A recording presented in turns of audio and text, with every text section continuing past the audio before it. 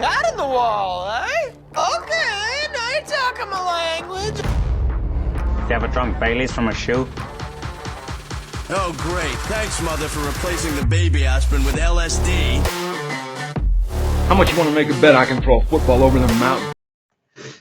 Welcome into the View from C-Deck, and I just Googled Hate Week for Michigan. But first, we have to talk about the Buckeyes beating on Indiana, and this will be a podcast on its own. We usually do our preview and review together, but no, Michigan's special. They get their own this week. So we'll start, though, right here with the Haas. Jason and myself, just Matt, we're the View from C-Deck, and we talk about the Buckeyes every week. And this weekend was maybe the most fun we've had this year, Jason. Yes. Top five opponent and take them Yep. behind the woodshed on Saturday. Man ball them, especially defensively. Were you in the shoe Saturday? I figured you were. Yeah. I know you have season tickets. I don't know why you went there. So what were you thinking? How was it feeling? The atmosphere seemed pretty electric, I'd say.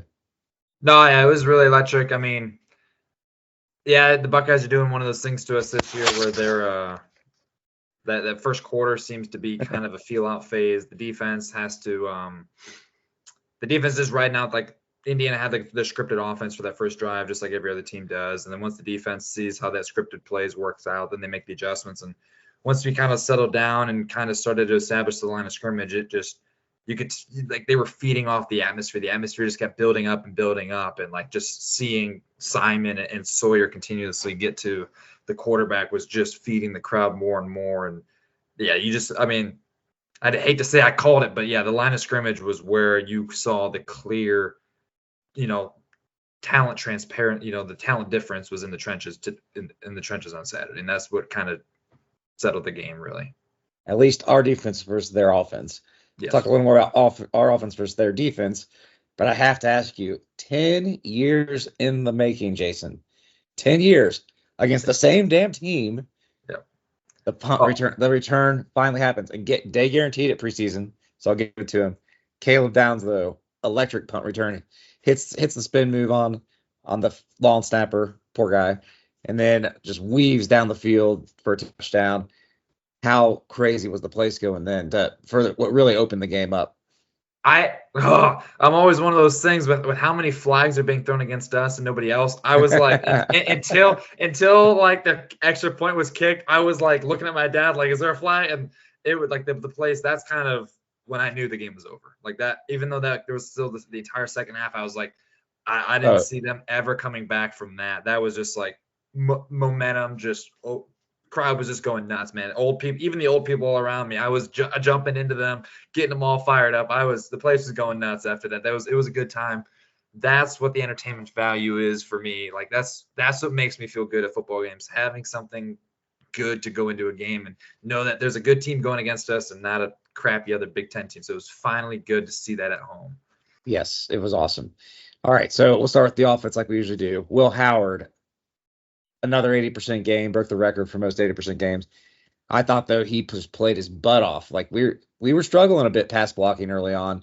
Yes. And he made some plays on his legs. With his legs, I know we ended up not converting on this drive, but we'll get hit in a minute. But the 3rd and 35 we're facing, and he makes two spectacular plays he extends the plays with his legs, makes good play on 4th down to convert that. And you're like, okay, this guy's here ready to win this game today. He just brings those intangibles that we haven't seen really since Fields was here sometimes. Yeah. But even then, like maybe since JT Barrett, we haven't had a quarterback with these kind of intangibles where he just like wills his team towards victories. And I thought he did, despite like some serious struggles in the run game. I don't think it got talked about enough, though, but we really struggled to establish the run in that game. Could be the offensive line shuffling again, but Indiana also is like the number 1 rushing defense in the country coming in. Yeah, we heard it before the game. We were watching some of the pregame shows and stuff, and a couple people talked about like goal line defense was going to be huge in this game. And you saw it when they stopped us there on the drive, and they had a pretty stout front four there to be able to kind of clog those guys had some meat to them. So I give them credit for that. They really did a good job bottling up our run game and making them go outside and their cornerbacks were making plays. Like they continually tried to hit those screens in the first half there on the outside and do stretch running plays, stuff that just wasn't working. No. And but give it credit to Indiana. Like they were totally kind of trying to make us do that. And so if there was anything, one concern would be kind of how the offensive line was kind of not getting what they wanted to do. But I mean, with the injury and stuff like that, it was still promising to see what they did do. Yeah. The problems were the same as usual though. Like Taggart struggles to push big D tackles. Like doesn't get low enough to be frank about it. And that hurt us on a couple plays, but overall, I mean, they're a really good run defense. They don't blitz, so they play very assignment football. I didn't think the game plan was particularly good in the first half with like all the swing passes to the running backs. So we had 4 completions for 2 yards. And that's because they don't blitz. So like what are you trying to take advantage of out there? The guy is out there in the flats. He's not coming. So you're basically making him make a tackle, and they were able to do it. They're good tacklers. I was impressed with their defense, especially their run defense. No. But it's a little concerning because we're about to play a way better front four this week. Not that it matters because Michigan stinks on offense, but it'll be interesting to see what we can do because Oregon has the same problems. They're good up the middle. Yeah. No, I mean, it was very promising to see. I think the Penn State game, I was at an all-time low with Will Howard with some of the things he was doing, his timing and stuff. And I think from where he started at the beginning of the year to now, his timing, his accuracy, it's gotten a lot better with these receivers. He had to come a long way to kind of transition from the Kansas State talent to the talent he has now, to, quicker guys out there. And I think he has become just really good. I'll give him credit for that. He's gotten better as the seasons went on. He's going to have to do hero ball, though. The offensive line, when they go up against better defensive fronts, and it's just going to get better from here on out. Mm-hmm. He's probably going to have to scramble, make plays, and hopefully he keeps his eyes downfield because Emeka and Jeremiah will get open down the field. It's just going to be, can he keep his eyes open and hit guys on the run? That's going to be, I think, the key, the X factor of trying to get us to win these big games in clutch moments. And so far he's done it. Okay, one thing we've talked about here a lot, and it seemed more apparent on Saturday, Travion versus Quinshon. It's been really like a 60-40 split in Quinshon's favor for the year. But Trey's looked better most of the year. Not every game, but most of the year. And he really has lately. And Saturday, he was making things happen whenever he touched the ball. Not all his fault. Sometimes it's the scheme. He's getting up the middle carries, and we're struggling blocking up the middle with the new line. I get that. But Trey, we're better with Trey in the game, flat out on Saturday. Do you want days like Trey doesn't even have 100 carries yet? He's fresh. He's ready to go. Yep. Should we start putting more on him? You're going to have to. I mean, I'm all for keeping guys fresh and rotating guys in and out. But I really think it is like a tier difference between these two. I mean, now he's averaging 2 yards a carry more than Quinshon now. And Travion gets up the middle carries too. He gets, 1 yard to go situations too. He's just better. And I think he needs to start the game. And that is why we stall out on the first drive so very often, because usually on the first drive, Day's guaranteed to call 2 plays in the first 3 downs. And I think if Travion's in there, we're more than likely to get more momentum going in the first quarter if Travion gets the ball more in the early going of the game. And then if we establish that lead and we get the run game going, then rotate Quinshon in. I think Travion needs to establish the run game, not Quinshon establishes it, let Travion come in the fourth quarter and finish it. I think our slow starts is due in part to Travion not being in there enough. Yeah. All right. I agree with you. Enough of this namby-pamby offense stuff. Let's move over to the defense, which is what won this game, along with some terrible special teams play from Indiana. But defensively, we hold them to like under 140 yards, or no, 153 yards of total offense. 85 yards rushing on 40 carries. Now, that's a little bit misleading because of all the sacks, and then that muffed punt snap was a minus 23-yard run in the scorebook. Yeah. So we actually gave up, though, over 140 yards on 33 carries to their running backs. But other than that, it's pure dominance, especially in the passing game. 68 yards passing for Rourke, who's coming in averaging about 267. And everybody's talking him up as like a dark horse Heisman contender earlier in the year. We made him see ghosts. Knowles was just dialing up on the blitzes. Cody Simon's getting home all day. This is the defensive performance, especially from the front seven, we've been wanting to see all damn year, right? Yes. I mean, they showed up huge. They were just getting every pressure imagined. It was just, yeah, there's no words for it for me because it was just pure and utter domination. Like I said, the only knock on it was the cornerback play. We know that. We knew that. We know that's our weakness. But One guy yes, on we know. Saturday. But what can be had with that is if the defensive front can continually get that pressure, it really will not matter because I mean you saw their offensive, throughout the year was elite, and the fact that the defensive could just manhandle their linemen and just get that pressure, it really doesn't matter if Igbenogson and Denzel Burke give up a play here and there because their offense just won't get enough pressure. The tipping point in that game was the second quarter. I was listening to their coach after the game. He's like, we were basically in hell. We were on that whole side. We were on that side of the field for the entire second quarter, and that kind of just killed all. Like they couldn't get off that side of the field. They never passed midfield in the second quarter. They had 0 yards of offense in the second quarter. Yes, the sacks attributes to that, but that second quarter was just abysmal offensively for them. So that's probably what killed them. Oh yeah, they were not ready for the blitz packages that we brought. Like they were just missing assignments left and right. And when you let those guys go, but I mean, Cody Simon, got to talk him up. He's been, since we started blitzing more post Oregon game, he has really shown a lot as a blitzer that I never thought he could. 2.5 sacks to add on and a forced fumble. I mean, these guys were freaking awesome. It's great to see him, but you're right. Igbenogson, 3 pass interference penalties, 2 of them kind of softer. I mean, they were all penalties though, for sure. Yes. But you don't always see a couple of them called.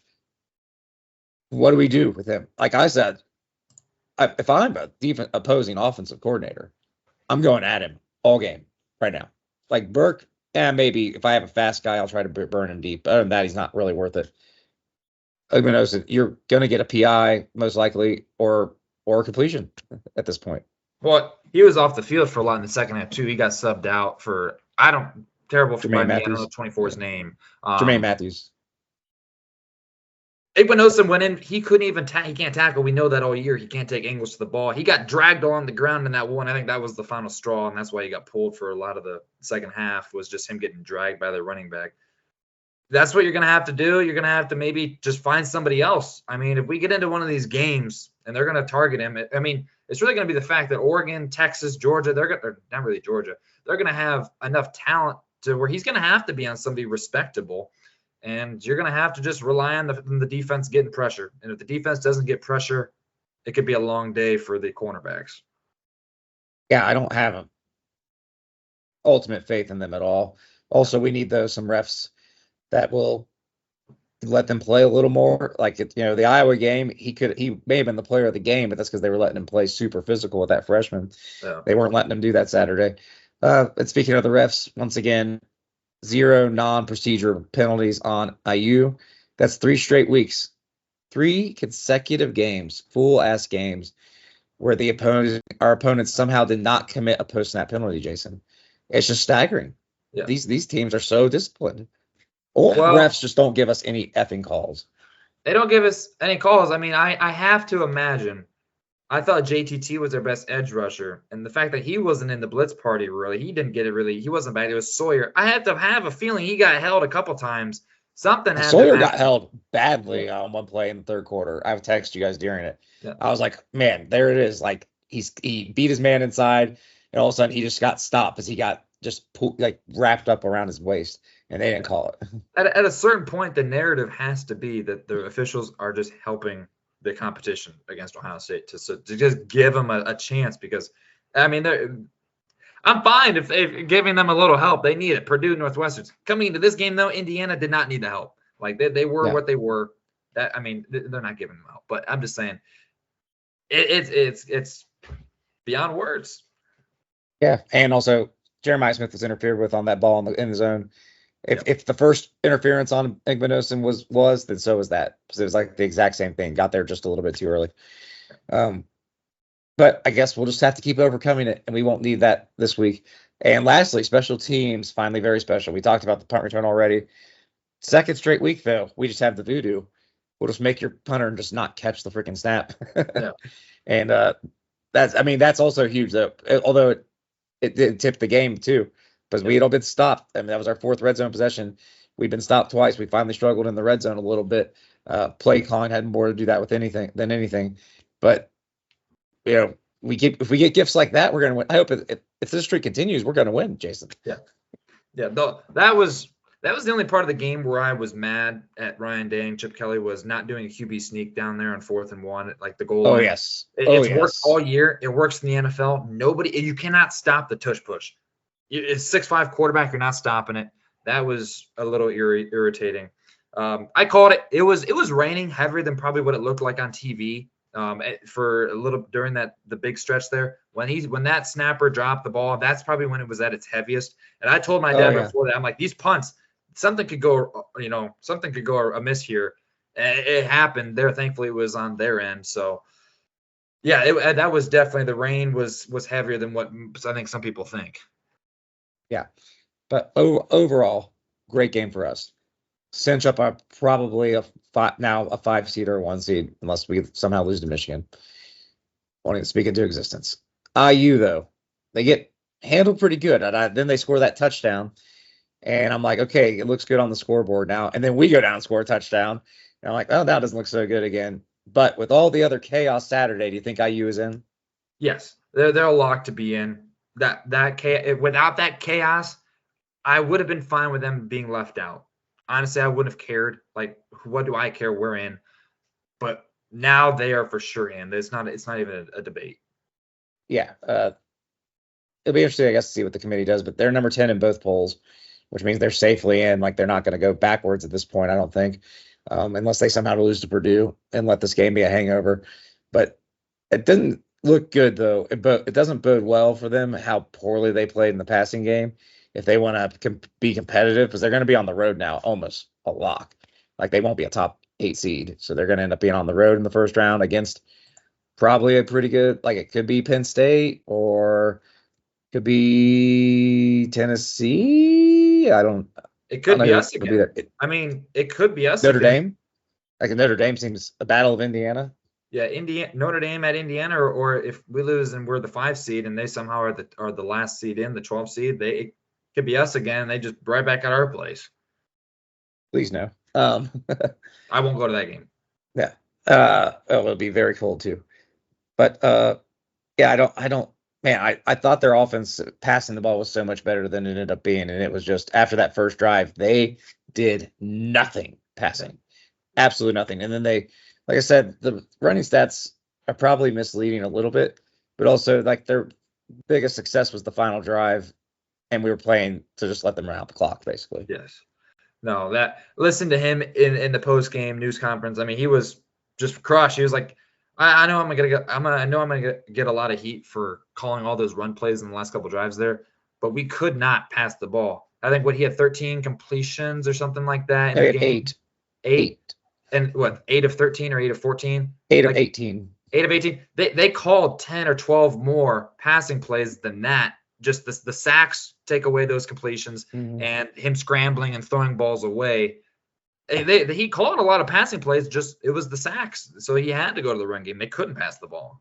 Yeah, I do think he was trying to keep it respectable too when he did that. Like, yes. let's not lose by 40. Let's keep it down here, which we've seen other teams do against us this year. But yeah, IU probably makes it though. Good on them. But like Will Howard did, put the SIG out. It's not the SIG 10 yet. It's still our conference to us, and well, it's ours again. We're about to ascend back to the rightful spot. Maybe Oregon, I don't know. But that'll do it for this podcast because we got bigger things to talk about. It's fucking hate week, and fuck that team up north. So that'll do it for this podcast, and we're about to make the Michigan podcast preview, so check that out. And for the Haas, I'm just Matt. Like, comment, subscribe, and we'll see you guys shortly in the Michigan preview. Hey guys! Whoa, big gulps, huh? All right. Well, see you later.